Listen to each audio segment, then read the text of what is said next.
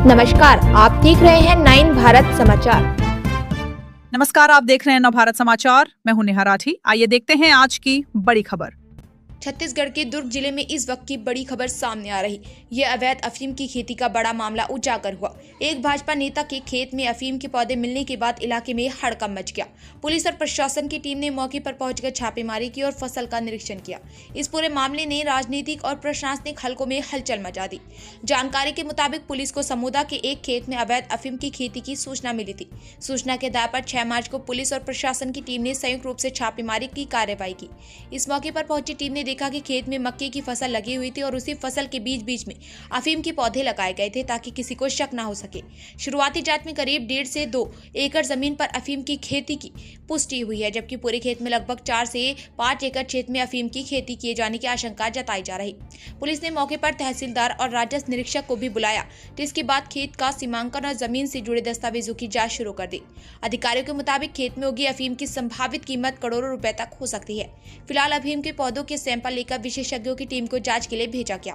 मामले के सामने आने के बाद प्रदेश के पूर्व मुख्यमंत्री भूपेश बघेल ने भी मौके पर पहुंचकर उनके पहुंचने के बाद बड़ी संख्या में ग्रामीण खेत के पास जमा हो गए। भीड़ को नियंत्रित करने के दौरान पुलिस और ग्रामीणों के बीच झूमा झटकी की स्थिति बन गई। हालात को देखते हुए इलाके में भारी पुलिस बल तैनात कर दिया गया। इधर मामले की तूल पकड़ने के बाद भारतीय जनता पार्टी ने भी तत्काल कार्रवाई करते हुए भाजपा किसान मोर्चा से जुड़े नेता विनायक चंदाकर को पार्टी से सस्पेंड कर दिया। पार्टी ने इस संबंध में आदेश भी जारी कर दिया है। वहीं भाजपा नेता विनायक चंदाकर ने इस पूरे मामले में अपनी प्रतिक्रिया देते हुए क्या कहा, आप भी सुने। भारतीय जनता पार्टी के बहुत ही वरिष्ठ नेता, जिसके पहुंच सांसद, विधायक, मंत्री, गृह मंत्री सब तक के है, उसका ये प्लाट है और इस जमीन पे वो अफीम की खेती कर रहे हैं। पहली बार छत्तीसगढ़ में अफीम के अवैध खेती करते पकड़ा गया है। गांव में अक्सर होता ये है कि होली के दिन या होली के 1-2 दिन पहले गांव के जो लड़के बच्चे हैं वो लकड़ी इकट्ठा करने निकलते हैं रात में, और वहीं जहां खेतों में जो गेहूं लगा रहता है, चना लगा रहता है, मसूर लगा रहता है, उसका फिर होरा भून के भी खाते हैं।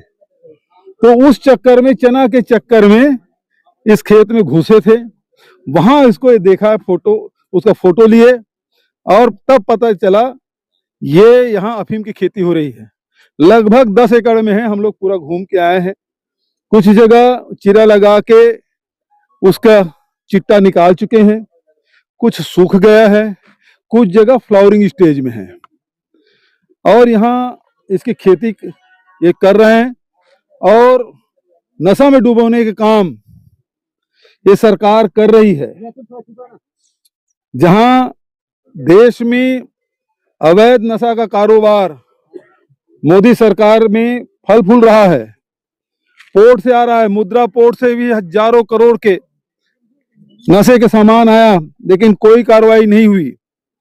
अब स्थिति ये है, जब वहां कोई कार्रवाई नहीं हुई तो फिर इनका हौसला बढ़ा और यहाँ खेती करना शुरू कर दी। ये दुर्ग जिले में, छत्तीसगढ़ में पहली बार अफीम की खेती करते पकड़ा गया है। पता चला है कि बाहर से मजदूर लाए थे।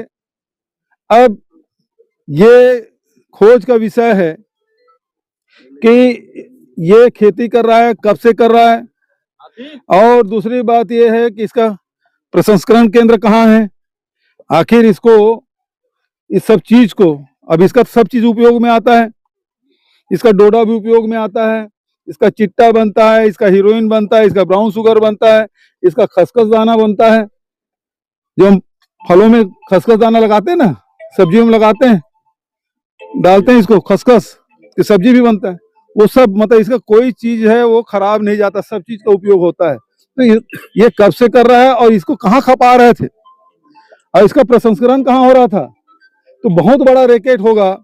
अभी तो केवल उसको पकड़े भर हैं, गिरफ्तारी भी नहीं हुई है।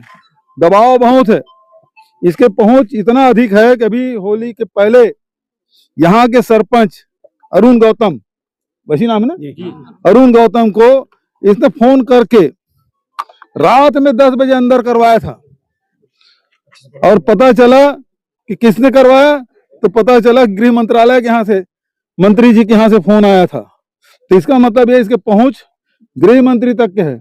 इसके साथ सांसद के साथ, विधायक के साथ और कलेक्टर के बगल में बैठा हुआ इनके फोटोग्राफ मैंने देखा है। ये कितना रसूखदार है इससे पता चलता है। और इसी कारण से यहाँ ये अफीम की खेती कर रहे थे। हम लोग तो धान बेच के कर रहे थे हम माला माल हो गए। मुझ पर यह कहा गया है कि धान बेच के मैं माला माल हो गया।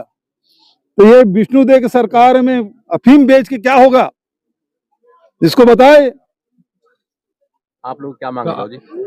ये पूरा रैकेट जब एक जगह पकड़ा गया तो इसके रैकेट बहुत बड़ा होगा और इसे दबाने की कोशिश भी बहुत ऊपर तक होगी, क्योंकि भारतीय जनता पार्टी बहुत रसूखदार विभिन्न पदों में रहा है।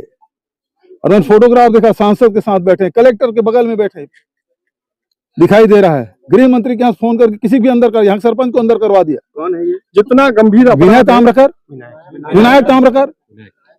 जितना गंभीर अपराध है उतना लग रहा है उतनी गंभीरता से एक्शन हो रहा है। अभी तक के तो उसकी गिरफ्तारी भी नहीं हुई है। अभी बिठा कर रखे किसी पुलिस गाड़ी में बैठा हुआ सुने। पुलिस अधिकारी क्या क्या कुछ बताया इन्होंने अभी तक? देखिए, ये तो पूरा प्लाट हम लोग देखे हैं, पुलिस वाले भी देख चुके हैं। उसकी प्रक्रिया है बहुत, इसका विस्तार से एक एक पेड़ को, एक एक पौधे को की गिनती होगी, उसकी जब्तीनामा बनाया जाएगा, उसकी कार्रवाई होगी। तो कार्रवाई तो बहुत लंबा है, लेकिन इसके नेटवर्क भी बहुत लंबा होगा। इस नेटवर्क को तोड़ा जाना चाहिए। आज पूरे छत्तीसगढ़ में चिट्टे का कारोबार बहुत है। अभी आप लोगों ने देखा किस प्रकार से नशे के कारोबारी करीब 800 लोग अंदर हैं छत्तीसगढ़ में। ये कहा जा अभी मेरे जो प्रश्न है उसी में उत्तर आया कि 800 से अधिक लोगों की गिरफ्तारी हुई है। तो यहाँ तक उत्पादन होना शुरू हो गया भाई। ये कहा जा सकता है कि जो चिट्टा मार्केट में खपरा था लोकल भी हो सकता है। हो सकता, क्यों नहीं हो सकता भाई। और ये लोग खोज रहे थे पंजाब से आ रहा है, पंजाब से आ रहा है, मुद्रा पोर्ट से आ रहा है, लेकिन ये तो यहाँ से उत्पादन होना शुरू हो गया। यहाँ कई डोडे में कट लगे हुए हैं, यानी कि उस चिट्टा को निकाला जा चुका है। ये बताते हैं भाई, ऐसी निकालते हैं, उसको चीरा लगाते हैं, रस निकलता है, उसको इकट्ठा करते हैं। वही अफीम है, वही अफीम है।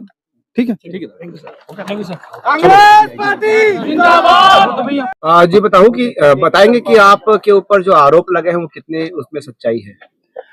मेरे ऊपर जो आरोप लगाया गया है निराधार है, क्योंकि यह जमीन भी मेरी नहीं है और यह ग्राम झेंझरी की जमीन है जो मधुबाला प्रीतिबाला के नाम से रिकॉर्ड में दर्ज है। मेरा गांव ग्राम समोदा है, बगल में जो जमीन है वो मेरी है, विनायक ताम्रकर के नाम से मेरे रिकॉर्ड में दर्ज है और यह मेरी जमीन है। और यह आरोप जो लगाया गया है वो निराधार है, क्योंकि ग्राम समोदा का जो सरपंच है अरुण गौतम, वह कभी 150 एकड़ मेरे को कब्जा किया करके जमीन आरोप लगाता है, तो कभी ये अफीम की खेती का आरोप लगाता है। यह निराधार आरोप है और इसके बारे में मुझे कोई जानकारी नहीं है। आरोप तो लगाए हैं, लेकिन आपके खेत के जस्ट पीछे जो है वो खेती हो रही थी, इतने वर्षों से हो रही थी, तो आपको जानकारी नहीं मिल पाई। आरोप तो लेकिन कहीं ना कहीं सत्य दिख रहा है, आप पर नहीं, लेकिन वहाँ खेती तो हो रही थी। देखिए, जो खेत में मक्का लगा हुआ है और गेहूं लगा हुआ है, उसके बीच में अगर वो चोरी छुपे कोई अगर लगा करके देख रहे हैं, उसकी जानकारी हमें नहीं है। हम छत्तीसगढ़ के किसान हैं, हम सिर्फ धान चना गेहूं को जानते हैं। अफीम क्या होती है और अफीम की खेती कैसे होती है इसके बारे में हम जानते ही नहीं। कौन उगाया इसको? यह राजस्थान के लोग उनसे लिए हैं, रेक पे बोलते हैं, और वो रेक पे लेकर के उनकी जमीन पे ये कृत किए हैं। यह जानकारी अभी पुलिस विभाग द्वारा आई है। किसने रेक पे लिया हुआ है इसको? क्या नाम आया उसका? अचला राम और विकास बिश्नोई ऐसा नाम आ रहा है। और आपकी जमीन आप किसको रेक में दिए हैं? यह तो ग्राम समोदा का वो है, क्या बोलते हैं, किसान, उसको दिया हूं मैं। पार्टी से आपको निष्कासित कर दिया गया है? पार्टी मेरे दिल में है भारतीय जनता पार्टी, अगर निष्कासित कर दिया तो कोई बात नहीं, मुझे निष्कासन की अभी कोई जानकारी मुझे नहीं मिली है। लेकिन जानकारी ये दिया जा रहा है, गांव के सरपंच बता रहे हैं, ग्रामीण बता रहे हैं कि वो उसमें खेती आप ही करते थे, आप ही के द्वारा करवाया जाता था, तो उस पर क्या सोचते हैं? वो निराधार आरोप है ना। और बिजली सप्लाई भी वहाँ के पंपों को यहीं से हो रहा है जहाँ? जी नहीं, बिजली सप्लाई जो हो रही है वो मेरे खेत तरफ जा रही है, वो पाइपलाइन आप देख सकते हैं, और मेरे खेत में पानी जा रही है। मेरे खेत में गेहूं लगा हुआ है 30 एकड़ में, मूंग लगा हुआ है और चना लगा हुआ है और धान लगा हुआ है। राजनीतिक द्वेष की आप बात कर रहे हैं, तो किस प्रकार से द्वेष और क्यों है सरपंच को आपसे इतना द्वेष? राजनीतिक द्वेष इसलिए वो कर रहा है क्योंकि उसने अपने नॉमिनेशन फॉर्म जो भरा था उसमें गलत जानकारी देकर के अपने आपराधिक प्रवृत्ति को छुपा करके नामिनेशन फॉर्म भर करके चुनाव जीता है, जिसकी जांच के लिए और उसको निष्कासन करने के लिए हमने एसडीएम न्यायालय में आवेदन लगाया है। उसी कारण वह द्वेषपूर्वक की कार्रवाई में झूठा आरोप मेरे ऊपर लगा रहा है। दूसरा चीज, पूर्व में उसकी पत्नी जो सरपंच थी, उसने 23 लाख रुपए रेत रॉयल्टी का गबन किया था, जिसकी जांच के लिए मैंने लिखा और 23 लाख रुपए रिकवरी हुई। 6 साल के लिए निष्कासन भी हुई थी उसका, और 3 दिन जेल में भी रही वो, और उसके बाद वो 6 साल के लिए निष्कासित हुई है, जिसकी बदला लेने के लिए वो मेरे ऊपर निराल आरोप लगा रहा है। आपके रिश्तेदार आ रहा था तो उसके साथ भी आपने मारपीट किया है, ऐसा ग्रामीण का आरोप है। उसको जबरदस्त तरीके से मारा गया है, क्यों मारा गया था, क्या वजह है कांड की? मैं किसी को मारा नहीं हूँ। मेरे को तो पुलिस वाले ही यहाँ पे अपने साथ में बिठा करके रखे, तो मैं किसी के साथ मारपीट कैसे करूंगा? कल से आप कहाँ हैं?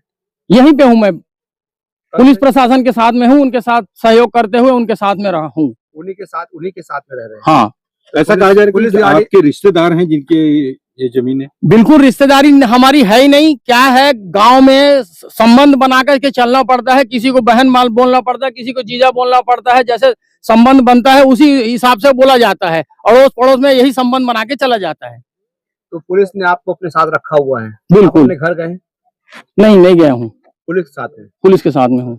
तो क्या लगता है कि अगर ये पूरा मामला अगर आप पर जो थोपा जा रहा है, आरोप लग रहे हैं, निराधार होते हैं, तो फिर कितना पछतावा होगा और किस तरीके से देखते हैं इस पूरे मामले को? न्यायालय अपना काम करेगी भाई, न्यायालय अपना काम करेगी, और दोष साबित होगा तो मैं सजा भोगने को तैयार हूँ। तो आप क्या मानते हैं, जो जिसने लीज में लिया है वो किधर से यहाँ आना जाना करते थे? क्योंकि रास्ता तो आपके खेत से होकर जाता है। ये रास्ता है एनीकेट आने का रास्ता है, ग्राम झेंझरी से आप देख लीजिए, है ना।